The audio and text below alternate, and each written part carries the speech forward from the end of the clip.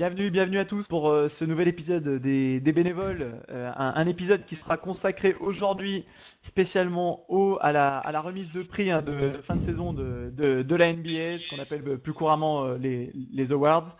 Donc voilà, avec nous pour débattre et pour parler de cette remise de prix, nous avons Coach Kira. Bonsoir à tous. Nous avons également notre Schulte qui est en migration du côté d'Hambourg. J'ai nommé Free. Ah, plus du côté d'Hambourg, maintenant du côté de Paris. Mais bonjour à tous quand Ah, même. il est revenu. Il est Il est revenu. revenu. Et puis, pour nous prêter main forte, eh bien, tout simplement, le fan absolu de la Nouvelle-Orléans, des Hornets, celui qui suit la franchise de près, qui scrute tous les moindres faits et gestes. J'ai nommé Mike. Bonsoir à tous, merci pour la présentation en tout cas. Voilà, donc messieurs, si vous le voulez bien, on va démarrer dans le vif du sujet avec le plus gros prix, le prix du MVP, avec un duel qui s'annonce entre LeBron James, clairement, et Kevin Durant. Voilà, je vais peut-être laisser la parole à coach peut-être pour démarrer. Voilà, donc on va commencer en effet avec le trophée de MVP, le trophée le plus prestigieux. Comme l'a dit Mister Triple Double, un duel voilà entre LeBron James et Kevin Durant. LeBron James à la recherche de son troisième titre de MVP.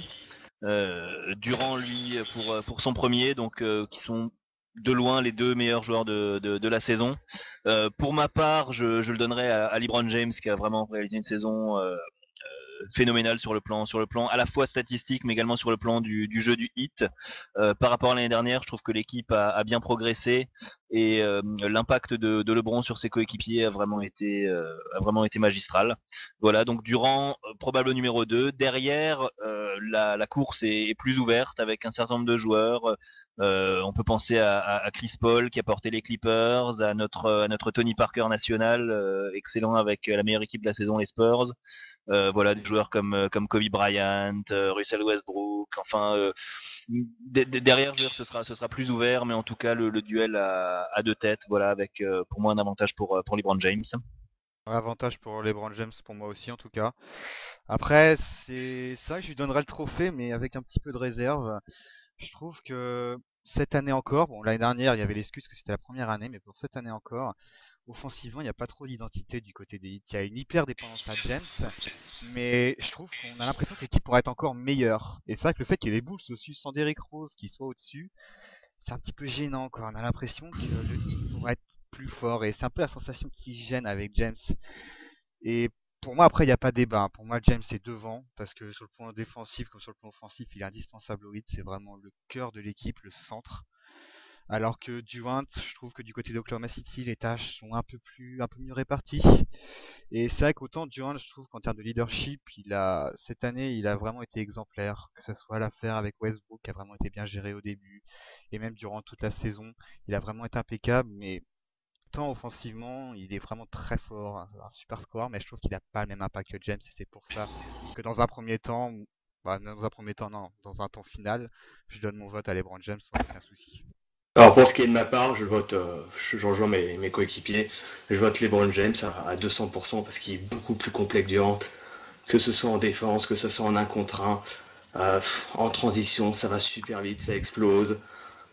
Durant, c'est un super bon score, il doit avoir quoi, 0,7 points de plus de moyenne que LeBron James, il me semble, c'est pas énorme. Ouais, environ. Ouais. Mais, Mhm. mais LeBron James est 10 fois plus complet. Et puis, il y a pas longtemps, là, dans quelques matchs, il a bien joué dans le quatrième quart-temps, ce qu'on lui reprochait pendant les playoffs. Après, est-ce qu'il va le faire pendant les playoffs, c'est la grande question. Mais je pense qu'il est vraiment au-dessus de Kevin Durant. Et puis Complémentarité. et puis surtout cette année, on a vu Dwayne Wade être blessé quand même un certain nombre de matchs, et dans ces matchs-là, LeBron James a vraiment été stratosphérique. Il a vraiment porté le hit pendant les absences de Wade. Donc vraiment, LeBron James pour moi loin devant. Et si je dois nommer un facteur X, pour moi ce serait Russell Westbrook, qui est, je trouve, un petit peu sous-coté malgré il fait une saison fantastique avec Exactement. C'est le vrai. Thunder. Et pour moi c'est vraiment le troisième homme à titre personnel. Voilà, donc Russell Westbrook sur le podium. Voilà. Il y a Alors moi, quelque messieurs. Oui, vas-y, Mike. Non, il y a quelque chose à pas oublier, c'est que Kevin Durant, niveau défensif, il a un deuxième rideau qui s'appelle Serge Ibaka. LeBron James a personne derrière pour l'aider. Niveau défense, tour de contrôle, c'est le calme plat niveau Miami. Donc, Il a Ouais, reçu. il y a quand même Joel Anthony derrière qui avait fait un bon boulot, un peu moins cette année, c'est vrai. C'est clair que défensivement, pour moi, James me fait un peu penser au Scottie Pippen des Bulls. Cette Ouais, sensation tout à d'avoir fait. un volume défensif extraordinaire, qu'il est à un endroit du terrain, mais qu'on pourrait quasiment faire un cercle autour de lui d'un rayon, allez, je vais dire 2 mètres, où vous savez que vous pouvez pas mettre la balle. Et ça, c'est quelque chose d'assez exceptionnel. Et c'est vrai que Durant n'a pas du tout le même impact défensif. Vraiment. Après, comme je dis, moi, le seul truc qui me gêne un peu avec James, c'est que c'est sûr que le hit, James est indispensable au hit, mais est-ce que le hit est à 100% de ses capacités? On va dire comme par exemple fait un Steve Nash avec les Suns.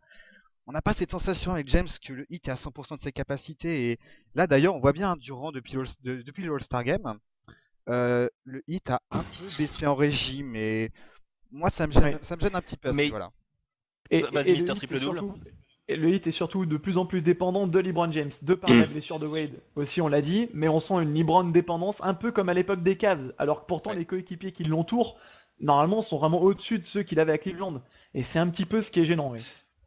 Enfin, ses copiers sont au-dessus. Je veux dire, si on enlève le Bosch et Wade, après ça reste quand même vraiment des rollers qui, pour la plupart, seraient cantonnés à un rôle vraiment très mineur dans beaucoup d'équipes. Quoi. Quand on voit la rotation au poste de pivot, Oui. Anthony, Turiaf, Dexter Pittman, des joueurs voilà, qui maintenant ils refont un peu C'est jouer très James pauvre, hein. Jones, enfin, c'est vraiment très pauvre en dehors du trio.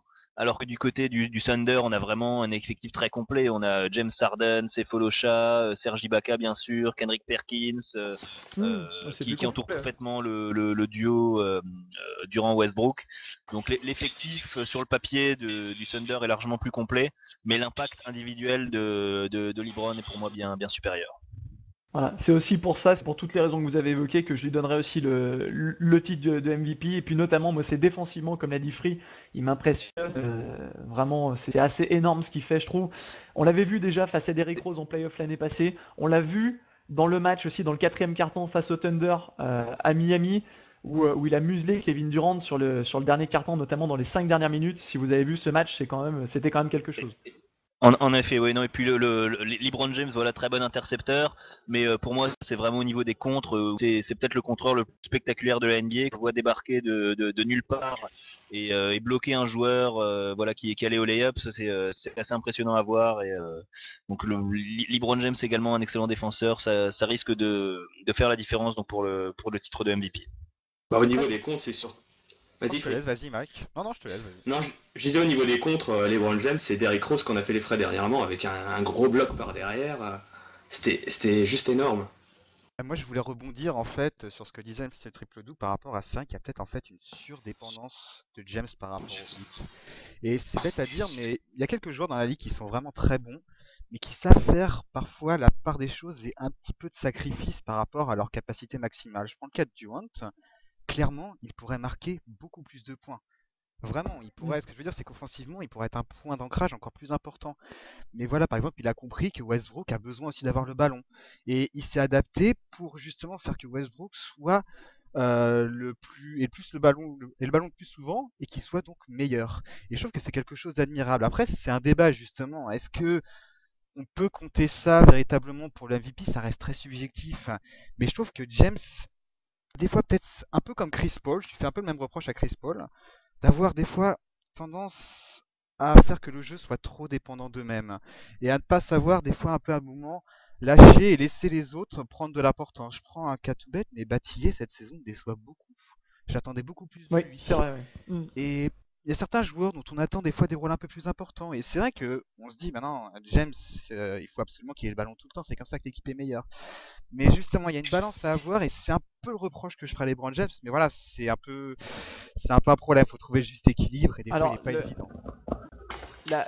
la seule part du gâteau qu'il a, j'ai envie de dire qu'il il la laisse à son meilleur pote, il la laisse à Dwayne Wade, notamment dans les fins de match où vraiment il faut aller marquer le panier décisif. On a vu quelques fois quand même cette saison Wade conclure les matchs à la place de LeBron James. Je parle uniquement sur la dernière action, hein. Je prends le Ouais, dernier c'est vrai qu'il exemple a en date laissé face faire aux ça. Pacers. Voilà, il lui laisse encore ce privilège-là, peut-être, de Bah, prendre le disons que narratif. les défenses sont plus resserrées sur James que sur Wade, et vu que les deux joueurs ont vraiment un niveau phénoménal, si je veux dire si LeBron est pris, Wade pourra assurer derrière sans problème. Donc à mon avis, il y a ça aussi qui joue un petit peu. Ok, messieurs, je pense qu'on a été complet sur le titre de MVP. On va peut-être pas débattre sur les places de 3, 4, 5. On va enchaîner maintenant avec tout simplement le titre de Rookie of the Year. Je pense qu'il y aura peut-être pas de débat Trop non. là-dessus. Non, pas spécialement de débat, non, mais le trophée est gagné depuis bien longtemps par Kyrie Irving, voilà, qui a été excellent avec les Cavs et qui pour son retour hier a apporté une nouvelle victoire à Cleveland. Donc voilà, il est arrivé avec le premier choix, mais quand même pas mal de personnes sceptiques quant à sa capacité à s'imposer en NBA après une saison de freshman avec Duke amputée des deux tiers. Mais voilà, il a fait bien plus que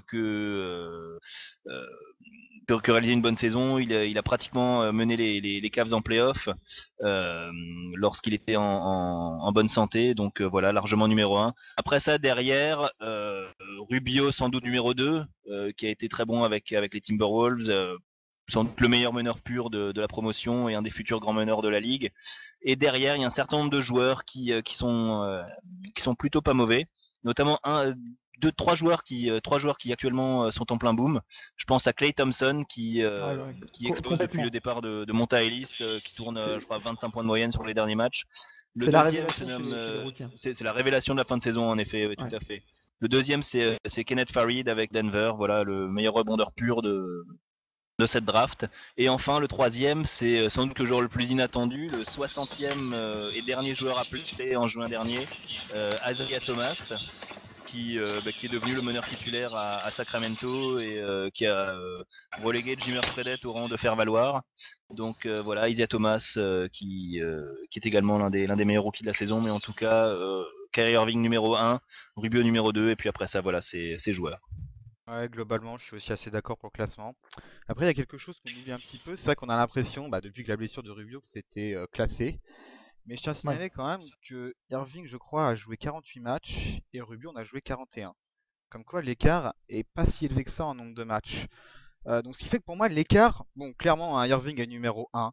Parce que, au vu des responsabilités qu'il avait cette saison, je trouve que ce qu'il a fait, c'est assez exceptionnel. Surtout que c'était une saison un petit peu dure. On a vu, notamment offensivement, pour tous les joueurs, avec des pourcentages en baisse, sauf pour quelques phénomènes.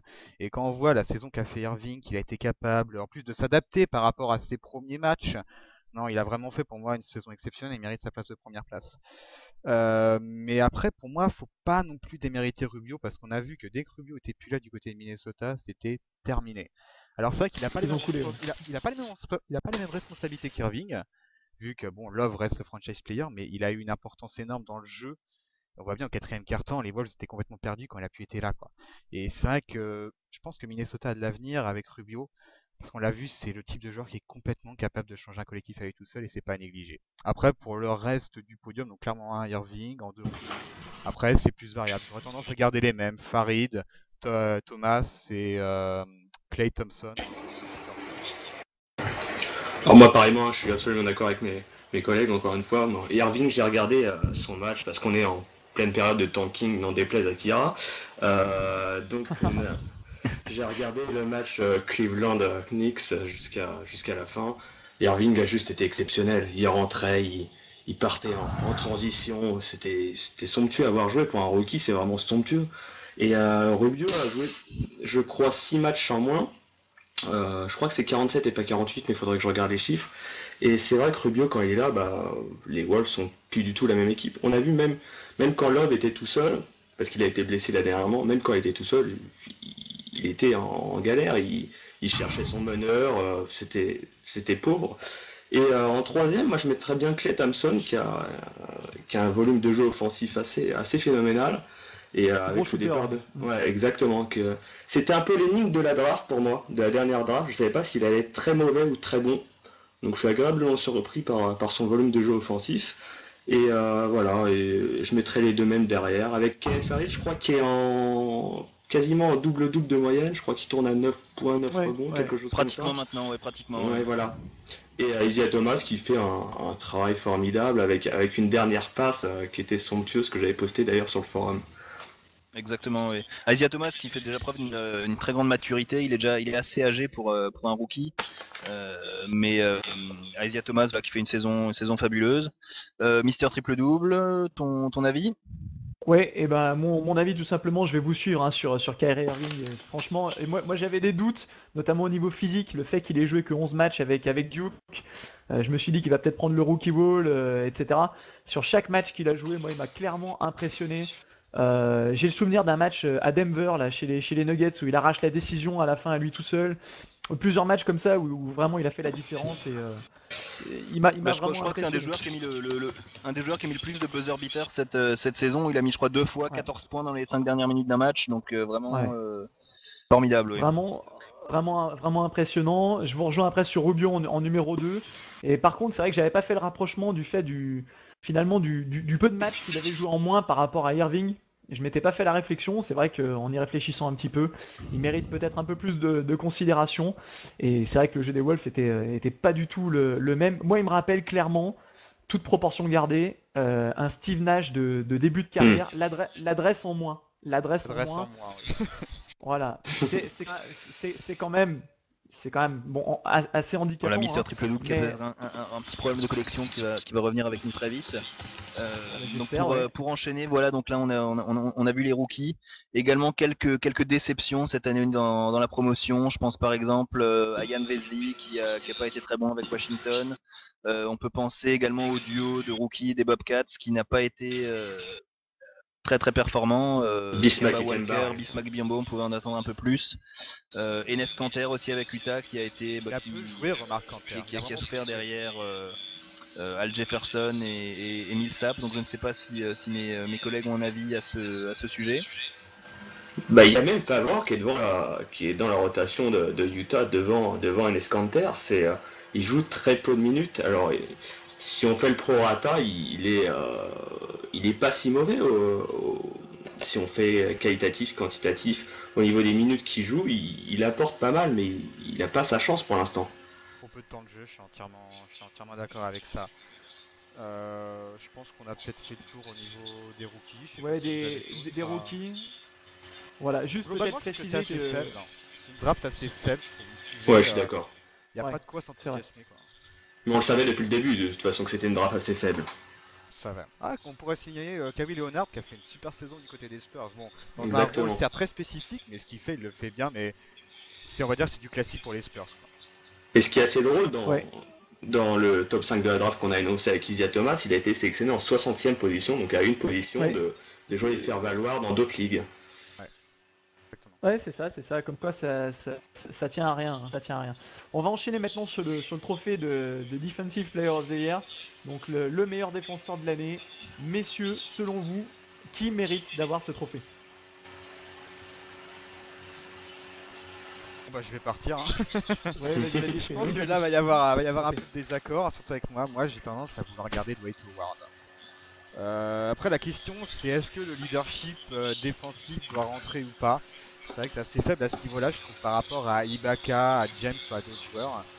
Mais très clairement, défensivement, je trouve qu'il reste le point d'ancrage dans une équipe où globalement il y a beaucoup de mauvais défenseurs. Et très clairement, pour moi, il mérite la première place. Après, avec Ibaka, James, à peu près au même niveau. Voilà, Bah pour écoute, moi, vas-y Mike, je t'en prie, vas-y. non, mais j'allais rejoindre Free, je vais pas être en désaccord avec lui pour cette fois, mais je trouve que Dwight Howard a une dissuasion formidable, il a un leadership défensif pour Orlando. Il rejouera pas de la saison, c'est le petit problème que j'ai, sachant que Serge Ibaka va jouer tous les matchs du Thunder et que Dwight Howard a été blessé pas mal de temps. Donc j'ai ce petit problème-là. J'aurais quand même tendance à garder Dwight Howard, mais avec le petit problème qu'il n'a pas joué tous les matchs. Après, Ibaka et James juste derrière. Ouais, D'accord, mais coach. pour moi, Vas-y, coach. oui allô. Ok, ouais. Vas-y. Non, mais pour moi, je mettrais comme pour le trophée de MVP, je le donnerais le trophée de meilleur défenseur à LeBron James. Voilà pour sa saison exceptionnelle, défensivement parlant. aussi bien au niveau de la défense sur l'homme, les interceptions, les contres. Il a vraiment été excellent. Deuxième, je mettrais Dwight Howard, qui est, je veux dire, qui est un défenseur voilà exceptionnel depuis toujours et qu'il sera sans doute tout au long de sa carrière. Et troisième, le meilleur contreur de la ligue, Serge Ibaka, voilà, qui est une vraie machine à bâcher, qui est une véritable force de dissuasion dans la raquette du Thunder. 8 contre hier. Donc voilà, 8 contre hier, encore une fois, voilà, oui. Je crois qu'il a battu le record du plus grand nombre de comptes sur une série de 10 matchs ou de 12 matchs. Je crois qu'il était à 100, 110 ou quelque chose comme ça. Enfin, c'était assez incroyable. Et il a même fait un triple-double avec des contres cette année aussi, exactement. C'est quand même assez fort. Et donc moi, j'ai exactement le même trio que celui de coach, dans le même ordre. Pour moi, je le donnerai à LeBron James. Il fait une saison du type de celle de Michael Jordan en 1988 pour moi. C'est quand même assez exceptionnel et défensivement, je lui donnerais pour son volume de jeu, comme disait Free tout à l'heure, on avait l'impression de voir Scottie Pippen. Voilà, et en numéro 2, donc tu l'as dit, derrière Dwight Howard pour sa dissuasion, tout ce qu'il apporte, et puis Ibaka pour tout cet aspect second rideau sur les contres. Après, défense sur l'homme, peut-être un peu moins bien, et pour une fois qu'un arrière pourrait avoir le trophée de Defensive Player of the Year, ça serait pas mal. Et puis, si je veux rajouter un joueur donc derrière ce trio, je rajouterais Josh Smith d'Atlanta. Qui fait une saison magistrale à tous les niveaux et qui défensivement aussi bien au contre qu'aux interceptions qu'au rebond vraiment il termine la saison en trombe et ce sera intéressant de le voir en playoff donc je le mettrai juste derrière ce trio. J'aurais tendance à mettre Tyson Chandler, qui pour moi un peu dans un même rôle que Howard au Magic défensivement parlant, qui est un petit peu seul. Où souvent, c'est vrai que j'avais eu un débat avec Flying, c'est vrai que les joueurs à côté vont les orienter justement pour tomber face au mur défensif, quoi. Et c'est vrai que Chandler est un petit peu dans le même rôle que Dwight Howard à ce niveau-là, qui sont pas des rôles faciles à tenir, puisque ça veut dire que défensivement parlant, tout tient quasiment sur un seul homme. C'est pour ça que moi j'ai tendance à mettre Howard un petit peu devant James, c'est que James est quand même entouré d'une véritable armada défensive à côté de lui. Dwayne Wade c'est très fort, Chalmers aussi, Anthony, etc. Et défensivement, il y a quand même une certaine assise, une certaine rapidité du côté du Heat, qu'il n'y a pas du tout du côté du Magic. Et c'est vrai que c'est pour ça que j'ai tendance à donner mon vote à Dwight plutôt qu'à James. Voilà, attention, du côté d'Enix, il y a un futur très grand défenseur. Ah, moi, ça ce sera Iman Shumpert. Voilà, Oui. vous l'avez vu, Rien à dire. sûrement face à Derrick Rose dernièrement dans un match face aux Bulls. Il a été tout bonnement, vraiment, il lui a posé de gros soucis en défense. Ah non, ce sera un futur très très grand défenseur sur la ligne extérieure. À mon avis, c'est en tout cas de cette promotion de draft, c'est de loin le numéro 1. C'est le meilleur numéro 1, voilà. Ouais. Défenseur au poste, c'est vrai qu'il est vraiment exceptionnel. Il n'y a rien à dire. Voilà, et il va pas. Un gros sens d'anticipation. Exactement, gros sens d'anticipation. Ouais. Il y en a un autre dans le même genre aussi, moins connu, moins flashy, mais Avery Bradley des Celtics de Boston. Il en a embêté quelques-uns cette année aussi sur la remontée de balle. Ouais, Bradley qui tourne à plus de 20 points là, les 5 derniers matchs. Et il a pris encore une fois ses responsabilités. Hier, il n'y avait quasiment pas de joueurs du côté des Celtics. C'était vraiment le maître à jouer de la seconde armada, quoi. Non, mais défensivement, l'association Rondo-Bradley, c'est terrible. C'est dur. Les playoffs, ça va compter, je pense. Ouais, c'est sûr. Après, il y aura sûrement un déficit de taille face à un grand numéro 2. Exactement. Voilà, donc ça va peut-être pêcher aussi là-dessus en playoff. Enfin, on en reparlera. Voilà, on va. Non, vas-y. Oui. Vas-y. On oublie souvent aussi Sean Marion, qui reste quand même un défenseur exceptionnel, qui peut défendre sur beaucoup de postes différents, et qui pour moi est aussi très bon, et qui, bon, c'est dommage qu'il y en ait qui bloquent dans la first team, mais pour moi qui sera dans la seconde team. Enfin, c'est entendu. Très bien. Donc on va enchaîner avec un trophée aussi où il y aura peut-être pas beaucoup de débats, en tout cas moins de débats que pour le défenseur de l'année. C'est celui du 6e homme qui avait échoué dans les mains l'année passée de Jason Terry des Mavs. Alors messieurs, il y a un grand favori cette année, c'est James Harden. Je vous laisse peut-être vanter ses qualités. Voilà, James Harden, formidable avec le Thunder, qui est vraiment la troisième force offensive de l'équipe. Un excellent shooter, voilà, qui peut prendre feu à tout moment et qui permet justement au relais des titulaires d'assurer quand même une présence offensive de très haut niveau pour la seconde unit du Thunder. Donc voilà, James Harden qui à mon avis le remportera sans souci. Derrière, c'est un peu plus ouvert. Alors, on peut citer par exemple plusieurs joueurs de Philadelphie comme Lou Williams ou Thaddeus Young. Voilà, Philadelphie qui s'appuie au moins autant sur son banc que sur son 5 majeur. Et puis derrière, les habitués de la Ward, je pense à Jason Terry, Manu Ginobili par exemple. Donc vraiment, voilà, une course avec James loin devant toute la concurrence. Et puis peut-être également du côté de New York, plusieurs joueurs qui apportent beaucoup depuis le banc. Je pense notamment à J.R. Smith depuis quelques temps. Et bien entendu Steve Novak, le meilleur shooter de la ligue. Et de loin. Ouais, je pense que pour Harden, il n'y a pas photo, hein. Il est vraiment exceptionnel. Ouais. La seule question, c'est est-ce qu'on peut donner le trophée de 6ème homme à quelqu'un qui joue plus de 30 minutes par match? C'est la seule C'était la véritable question avec Odom. Ouais. C'est la même avec Odom, avec Terry. Il y a toujours cette question-là et c'est la seule qui peut remettre Ouais, en cause c'est un ça, petit peu Harden. Parce que sur le reste, il est vraiment exceptionnel. Et je trouve que surtout, il complète à merveille les deux autres bouffeurs de ballon à ses côtés, qui sont Westbrook et Durant. Ce qui est impressionnant avec Harden, c'est qu'il arrive à faire beaucoup de points en très peu de tirs. En très Il va peu de souvent temps. provoquer les fautes. C'est quelqu'un qui doit avoir un très bon pourcentage, je pense, parce que il est assez exceptionnel à ce niveau-là. Harden, on l'a vu, même je crois que ce match à 40 points, il a pris assez peu de tirs, je pense. Ouais. Et c'est là, je trouve, où il complète bien les deux autres. En plus, derrière, il y a de l'intelligence de jeu. Il sait passer le ballon, il va savoir faire la bonne chose, et ça, je trouve que ça compte. Et derrière aussi, en plus, c'est quelqu'un qui est plutôt clutch, dans le sens où souvent, pour mettre le 3 points qui va relancer l'équipe quand les deux autres sont pas capables de le faire, vous pouvez donner le ballon à Harden, il va souvent vous le mettre, il est assez horrible, que ce soit pour tuer le match ou pour relancer, il est souvent là. Mm. Et après, pour compléter, ça devient beaucoup plus compliqué. J'aurais tendance à mettre Terry, qui est toujours un petit peu indispensable aux Mavs, même s'il fait une moins bonne saison. Et j'avais un coup de cœur moi, pour André Miller, dont on parle très peu à Denver, mais qui a son temps Exact, de jeu et ouais. qui sur son temps de jeu, je trouve, c'est toujours un joueur un petit peu sous-coté, André Miller, mais il apporte une Toujours. certaine stabilité à Denver et à chaque fois qu'il est là, il fait son rôle de meneur à merveille. Et je trouve qu'il mériterait d'être un petit peu plus cité. J'aurais par exemple préférence, on cite souvent Harrington à ses côtés. Moi je sais que j'ai un petit peu le coup de cœur de Miller qui en backup est vraiment exceptionnel. Surtout que quand il arrive en début de saison, il tirait un peu la tronche d'être derrière Ty Lawson parce Toujours, que il se toujours. considérait comme vraiment le meneur titulaire et on le comprend hein, parce que dès qu'il rentre sur le terrain, il apporte énormément. Et puis surtout cette année, il me semble qu'il est rentré dans le top 10 des meilleurs passeurs de tous les temps, André Miller. Hein.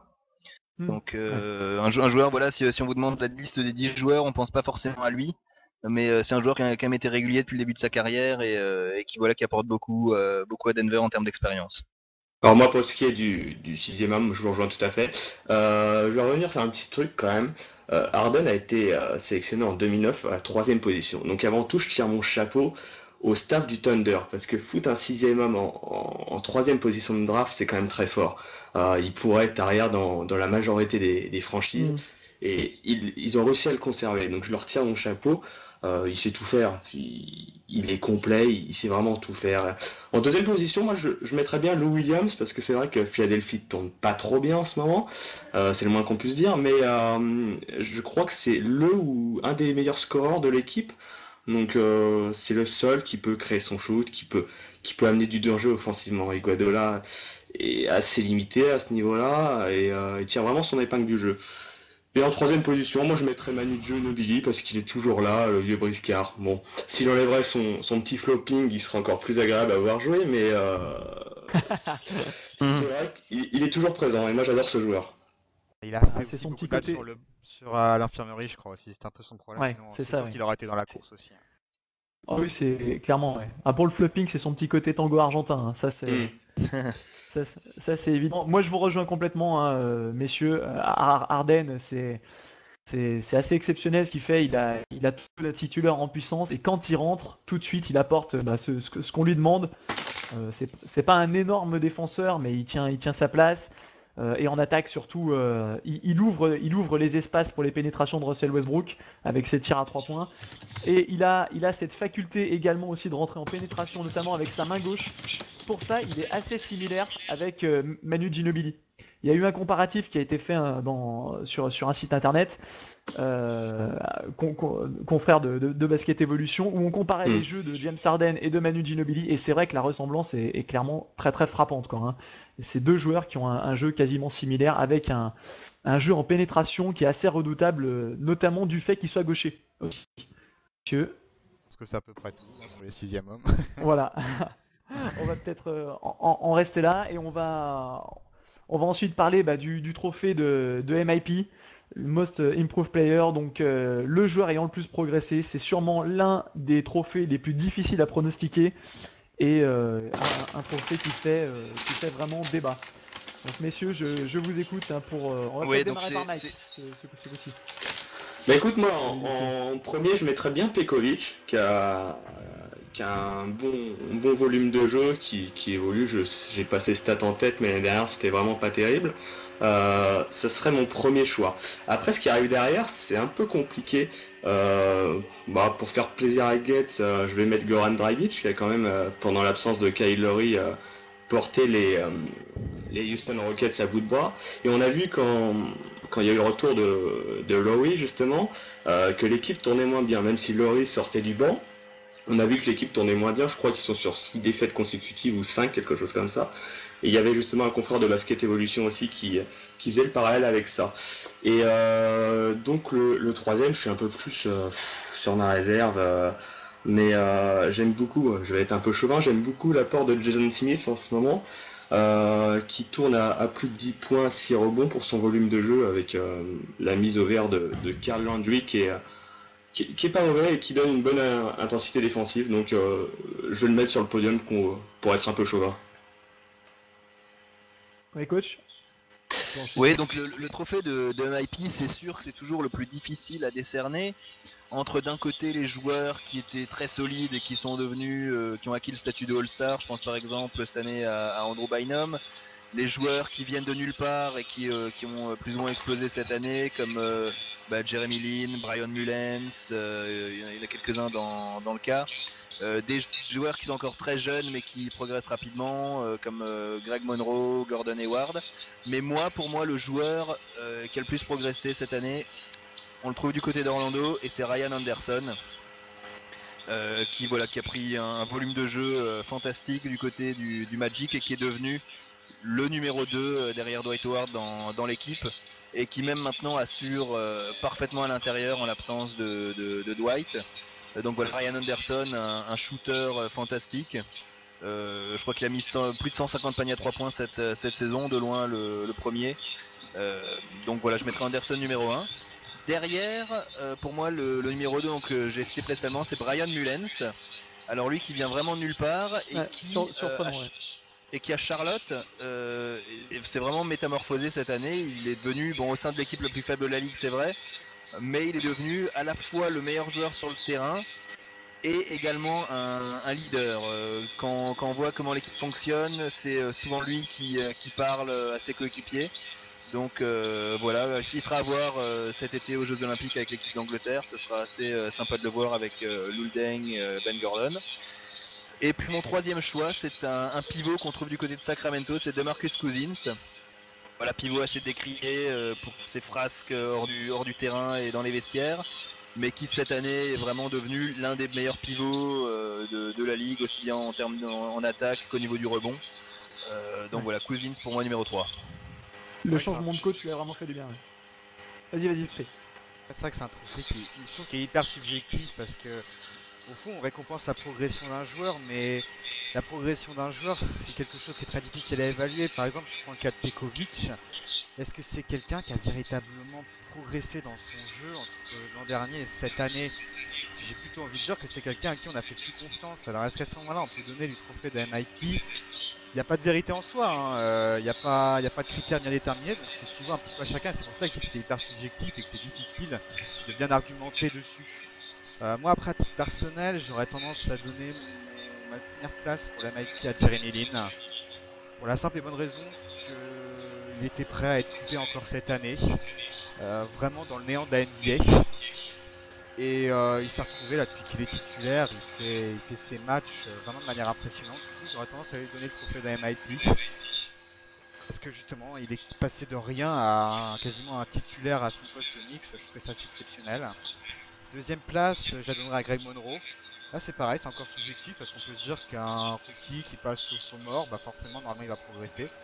Mais là où je donne un peu plus de crédit, c'est qu'il a véritablement pris un rôle de patron chez les Pistons, quasiment de franchise player, ce qui n'est pas rien. Et je considère que ça c'est important, c'est pour ça que je donne ma seconde place. Et pour vous dire, je sais même plus à qui j'ai donné ma troisième place. Je crois que j'ai donné à Pekovic. Mais j'avais un peu de Alors, je réserve du peux te fait que je crois que c'était à Pekovic que j'avais donné, mais comme quoi, laisse-moi te quelque chose de confirmer subjectif. ça. Non, ce n'était pas à Pekovic, Ah, c'était à Marcin Gortat. j'avais donné à Gortat, ouais, parce que c'est vrai que j'avais trouvé que Ouais. Pekovic était très dépendant de Rubio dans son jeu. Je crois qu'il était beaucoup mis en valeur par Rubio. Et j'avais donné à Gortat qui a pour moi cette saison véritablement avec Steve Nash. C'est vraiment la deuxième option des Suns. Il est assez incontournable et mine de rien, il fait ses matchs, on n'entend pas parler. Et je voulais lui donner justement un petit vote parce que pour moi, c'est une saison exceptionnelle. On s'attendait un peu à ce qu'il explose, c'était quasiment attendu qu'il explose dans une certaine mesure. Mais je trouve qu'il mériterait son trophée de MVP, mais encore une fois, c'est hyper subjectif.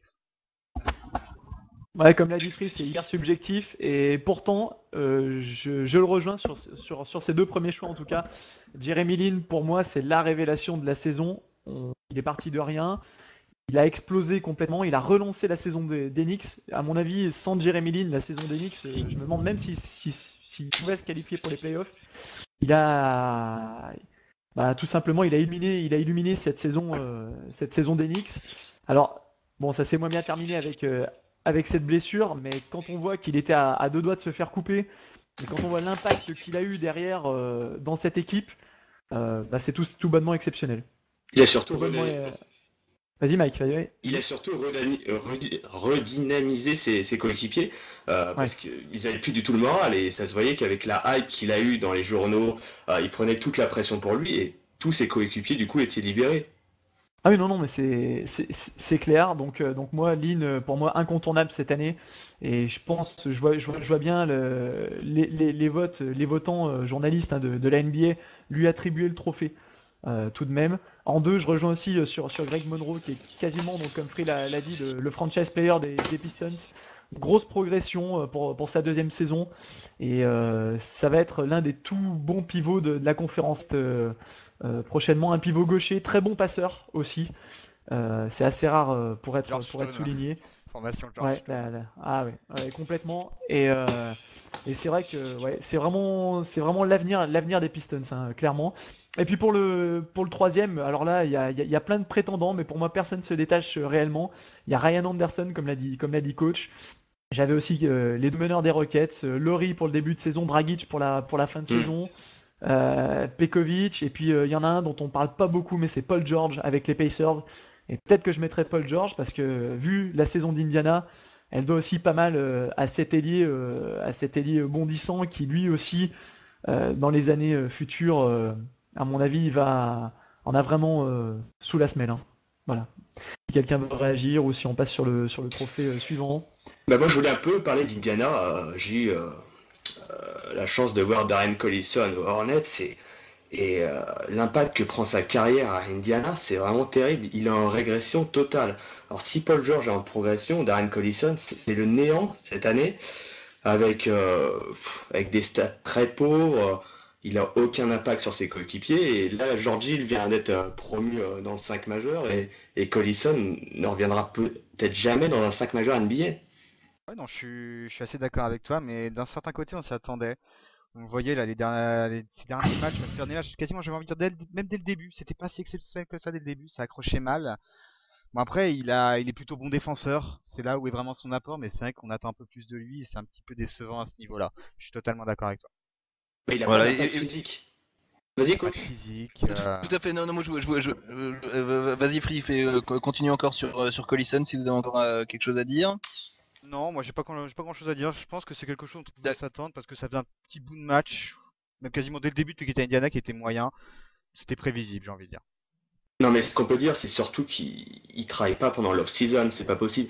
Un mec comme Davis est fluet, mais il est pas encore en NBA, il est tout jeune. Collison, ça fait quand même la troisième saison, là, il me semble, qu'il est en NBA. Il a des bras tout fins, bon, il s'est un peu musclé, mais c'est pas hors norme, c'est pas assez pour lutter avec les meneurs qui sont en face de lui.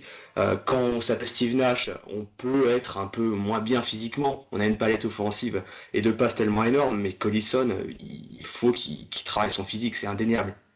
Oui, voilà, donc Collison, on pouvait aussi le comparer un peu à Drew Holiday, sorti de la même fac, quasiment la même année. Et quand on voit l'évolution des deux joueurs, c'est vrai que Holiday l'a quand même supplanté. Bon, Et c'est vrai qu'on Westbrook aussi. fait.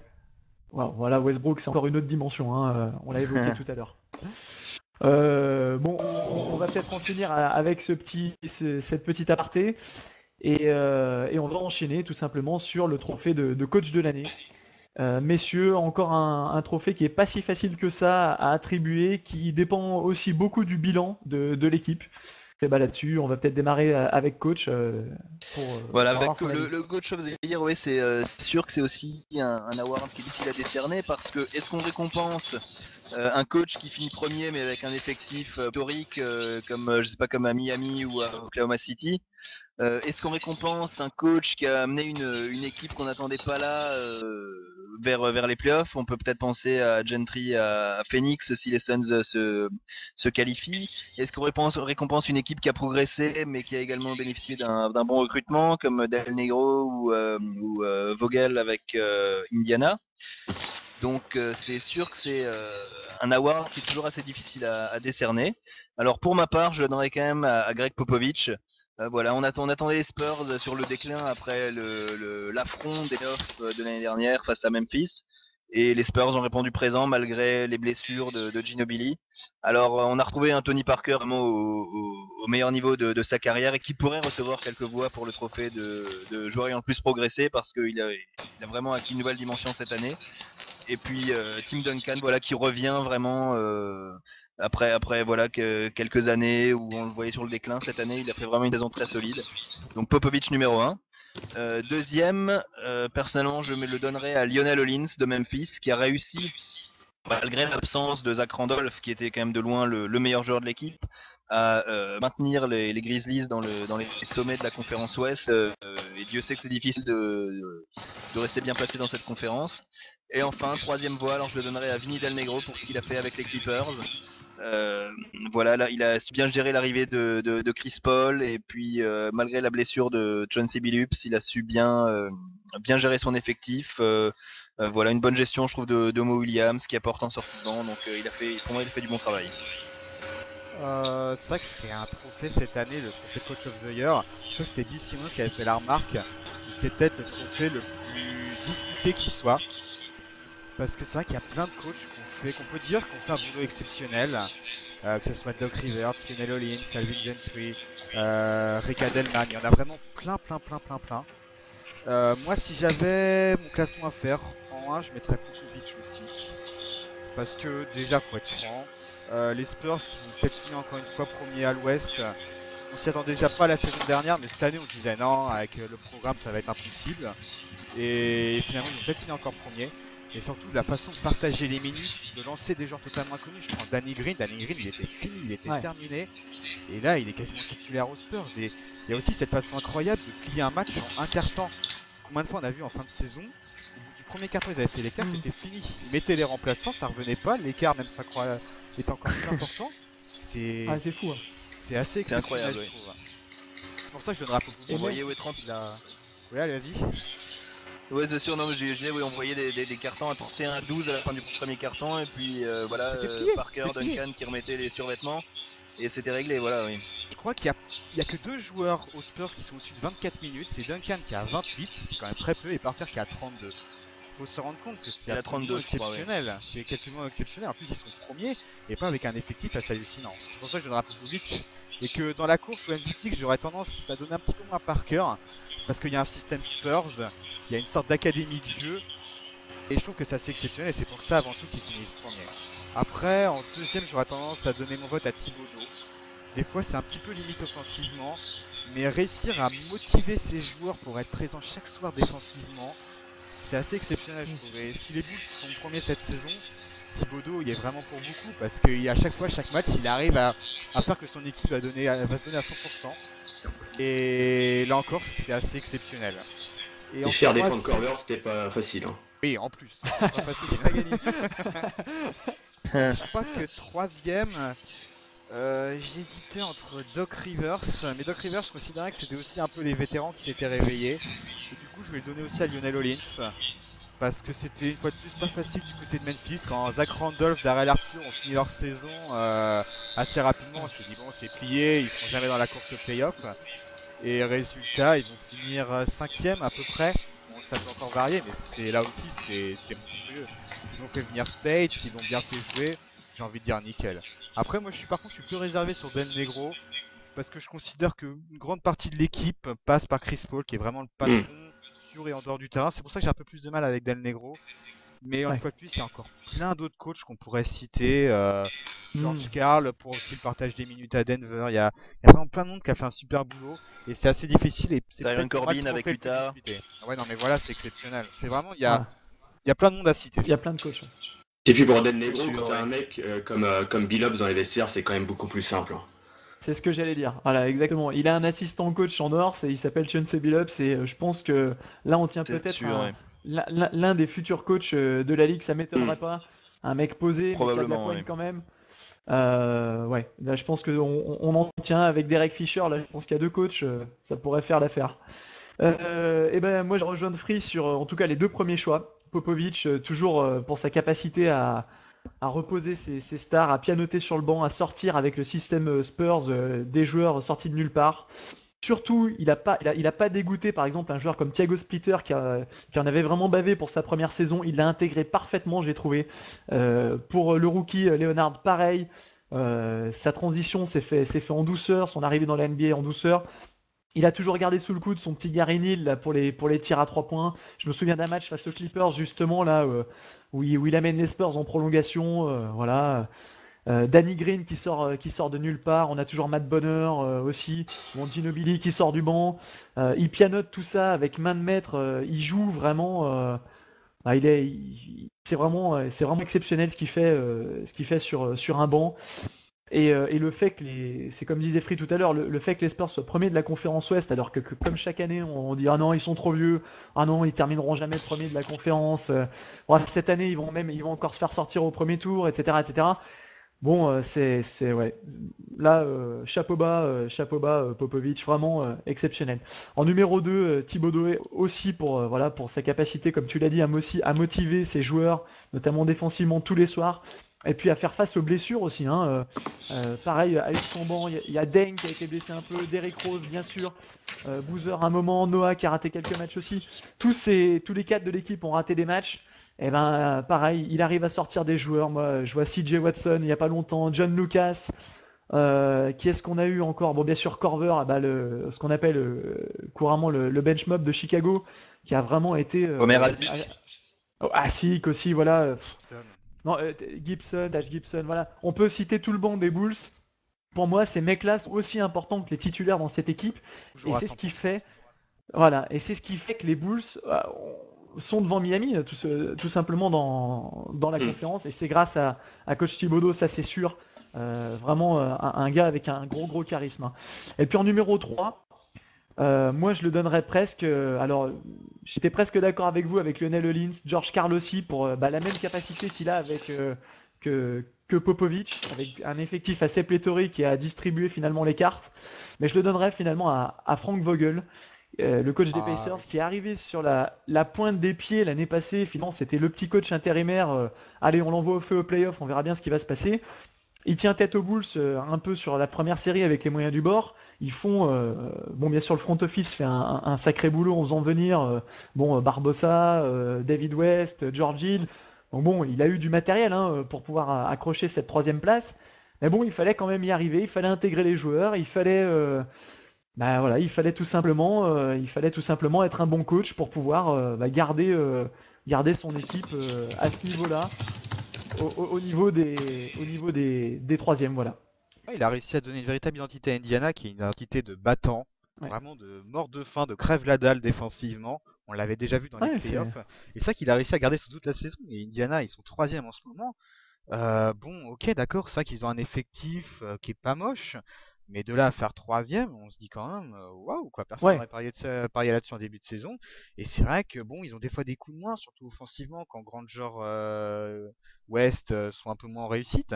Mais défensivement, ils sont toujours là. Et c'est vrai qu'en plus, ils ont des joueurs comme Hansbrough, comme Edmondson, comme Hill, ouais, qui sont un peu des battants. Et je trouve que c'est vrai que Vogel fait un super taf parce qu'il arrive, une fois de plus, un peu comme Thibodeau, à ce que les joueurs, on sent que voilà, ils rentrent sur le terrain. On a bien vu, ça a failli ouais. plusieurs fois. Indiana, ils ont été un petit peu dans des coups avec Minnesota dernièrement. Hmm. Et ce qui fait qu'on a l'impression que les joueurs sont presque un peu des méchants, sans trop l'être bien évidemment. Et ça fait qu'Indiana est troisième. Et je trouve que c'est vrai qu'on en parle assez peu de Vogel, mais c'est vraiment à son mérite. Ouais, ouais. Voilà, bah messieurs, je crois qu'on a fait le tour hein, en ce qui concerne tous les trophées pour cette saison. Si on rentre pas dans le détail ensuite des équipes défensives, des équipes All NBA. Alors je sais pas, est-ce que vous voulez qu'on donne peut-être les équipes, votre équipe type, ou peut-être vos 2-5 NBA. On va peut-être conclure là-dessus, sur vos 2-5 NBA avec quelques justifications par-ci par-là. On va peut-être démarrer avec coach. Voilà, donc écoutez, moi pour mon 5, donc je vais commencer avec le backcourt composé de Chris Paul et de Russell Westbrook. Donc voilà, pour les raisons qu'on a évoquées un peu plus tôt, donc deux joueurs qui ont fait une saison exceptionnelle. À l'aile, les deux favoris pour le trophée de MVP, LeBron James et Kevin Durant. À mon avis, ça souffre d'aucune contestation. Et puis enfin, donc au poste de pivot, Dwight Howard, qui, bon, malgré ses problèmes, voilà, extra sportifs avec la franchise, a quand même été exceptionnel sur le terrain cette saison. Donc voilà pour mon premier 5. Et s'il faut donner un deuxième 5, alors le backcourt serait composé de Tony Parker et de Kobe. Donc voilà, Tipeee qui a porté les Spurs vers les sommets. Kobe Bryant, qu'on annonçait sur le déclin, voilà, légèrement. Il est encore meilleur marqueur de la ligue cette année et il n'est pas prêt de s'arrêter à mon avis. Sur les ailes, on retrouve Blake Griffin et Kevin Love. Donc voilà, Kevin Love qui fait statistiquement une saison qui aurait pu lui donner le trophée de MVP si les Timberwolves avaient été dans le coup, dans les hauts du tableau. Blake Griffin qui a été excellent avec les Clippers. Voilà, j'ai hâte de les voir en playoff. Et au poste de pivot, eh bien la révélation au poste de pivot cette année, Andrew Bynum. Voilà, avec les Lakers. Donc voilà pour mes 2-5 majeurs. Ouais, moi ça ressemble un petit peu près. J'avais essayé moi cette année vraiment de respecter les postes, quasiment poste pour poste. Un meneur est un meneur, un arrière est un arrière, un ailier est un ailier. Du coup, ça me gênait un petit peu parce que ça m'énervait de placer certains joueurs si haut, mais bon, voilà, j'ai décidé de faire avec les postes. Alors en meneur, j'avais mis Chris Paul, pour moi indiscutable, une saison exceptionnelle. En deux, j'avais mis Kobe Bryant. Justement, ça me gêne un petit peu de le mettre en deuxième dans la first team parce que j'ai plein de choses à lui reprocher. Mais bon, allez, pour une fois, je vais être gentil, je vais dire que c'est quand même lui qui s'est battu jusqu'au bout. Quand on n'y croyait plus du côté des Lakers, il se battait encore, certes avec beaucoup de shoots. Mais je pense que si les Lakers se sont un peu relancés à un moment, c'est principalement grâce à lui au fait qu'il lâche rien. Après, à l'aile, j'avais mis Durant, j'ai quand même mis James en poste 4 et Howard au poste de pivot. Et dans ma seconde team, j'hésitais pour le poste de meneur entre Westbrook, Parker, Nash. J'avais vraiment envie de mettre Nash. Et je me suis dit que j'ai quand même mis Westbrook parce qu'offensivement, il a des responsabilités assez monstrueuses et il doit être là chaque soir. Deuxième arrière, j'avais mis Dwayne Wade parce que c'est un peu le désert de toute manière à ce poste-là. En ailier, j'avais mis Paul Pierce. C'est un choix discutable, mais un peu comme Bryant avec les Lakers. C'est lui qui a réveillé les Celtics, qui a cru quand personne n'y croyait, et qui a vraiment été le patron une fois de plus sur le terrain. Et je pense que s'ils se sont relancés, plus que Doc Rivers, plus que Rondo, plus que Garnett, c'est grâce à Pierce. Ouais, Et coup de ouais, chapeau à lui. L'ailier fort, j'hésitais entre Nowitzki, qui finalement fait une saison plutôt correcte. On n'en parle pas une fois de plus, mais il fait une saison correcte, mais j'ai préféré mettre Kevin Love. Parce que bon, même si Rubio avait un grand impact, et pourtant je suis pas un fan de Kevin Love, ça reste normalement monstrueux ce qu'il fait, et offensivement, c'est dingue. Et au poste de pivot, ça me gênait aussi de mettre Andrew Bynum, mais un peu comme Wade, parce que bon, pour moi, il y a beaucoup de problèmes de comportement, ça me gêne. Bon, après, il reste très fort offensivement aujourd'hui, maintenant, quand il met 30 points, ça étonne plus personne. Donc, ça ouais. reste indiscutable. Et donc, voilà pour mes 2-5 de la saison. Alors moi c'est pareil que Free, j'ai eu un petit peu ce problème-là. Est-ce que je mets les vrais postes ou alors est-ce que je le respecte pas entre le 3 et 4? C'est toujours un grand débat. Mais alors pour ma first team, j'ai mis Chris Paul qui gère toujours de main de maître les fins de match. On l'a connu aux Hornets, on connaît toujours avec la même capacité de finir les matchs. Je me rappelle encore de son buzzer beater contre Indiana avec les Hornets, mais là il en met encore en lay-off face à Serge Ibaka. Faut quand même rentrer dans le mastic avec Serge Ibaka. Ouais, c'est clair. Je mettrais Westbrook en poste 2, même si j'ai eu ce problème de respecter les postes ou pas, qui a quand même secondé Kevin Durant de main de maître. LeBron James et Kevin Durant aux ailes, et Dwight Howard, malgré qu'il n'ait pas fait la saison entière. Pour la deuxième équipe, je vais avoir un petit problème avec les Lakers et les Celtics, qui vont un peu me taper dessus, parce que c'est une équipe exclusivement Celtics et Lakers. Donc je vais mettre Rondo en poste 1. Bryant, donc je vais mettre en poste 2, et je rejoins Free là-dessus. C'est un peu le désert en poste 2, j'espère, l'année prochaine l'émergence d'Eric Gordon. En poste 3, je vais mettre Paul Pierce, qui a été génial, qui a mis plein de matchs à plus de 30 points, il me semble. Et en poste 4, je vais garder Kevin Garnett, qui après l'All-Star Game, a super bien défendu, a remonté la pente avec les Celtics, et que j'ai vraiment trouvé admirable. Et en poste 5, donc je vais pas être original, je vais mettre Andrew Bynum, malgré le peu d'intelligence, il me fait de plus en plus penser à DeMarcus Cousins. Et il y a des phrases qui me gênent, la prise à 3 points, vouloir voler la balle à Steve Blake, à son coéquipier. Je crois qu'au dernier match, il a gueulé encore sur un coéquipier, c'est voilà, quand même énorme. Ça, ouais, c'est ça. Alors Cousins, lui, ce qui lui a fait du bien, c'est qu'il y a eu un changement de coach. Et là, depuis, ça va mieux. Bynum, par contre, c'est vrai qu'il y a des gros problèmes de comportement. Et on l'a encore vu hier soir.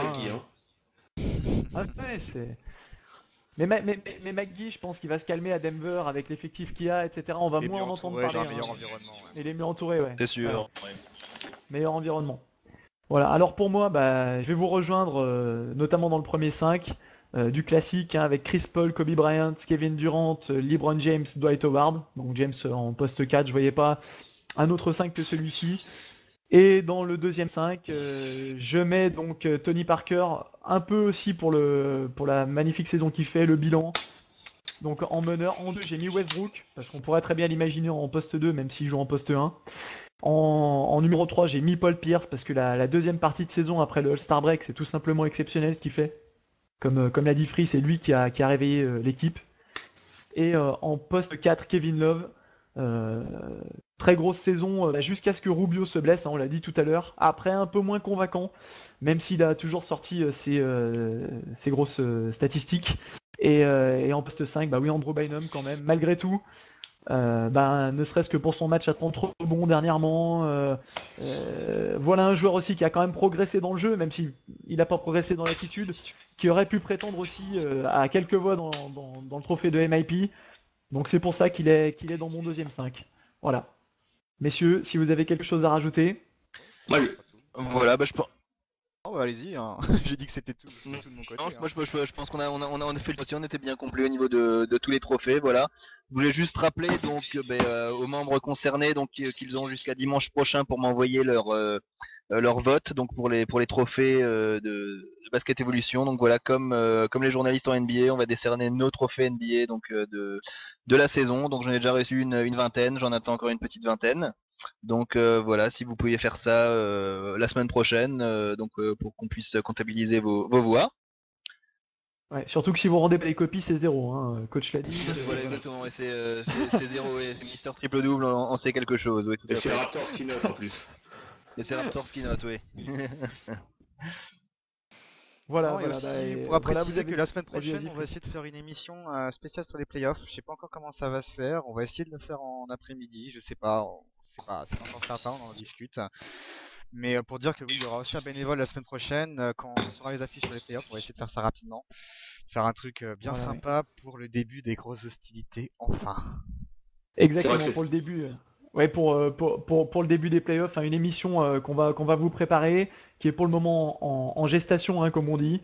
Et on espère donc du coup vous retrouver très rapidement prochainement. Mike, si tu voulais rajouter quelque chose. Non, je voulais juste dire que je rejoins Frick. Les 66 matchs de saison, c'est quelqu'un, ça doit être pareil pour coach, mais pour quelqu'un qui suit son équipe, qui tanque pas vraiment, mais qui a des blessures, etc. J'attends avec impatience les playoffs parce que là, il y en a marre au bout d'un moment. Ouais.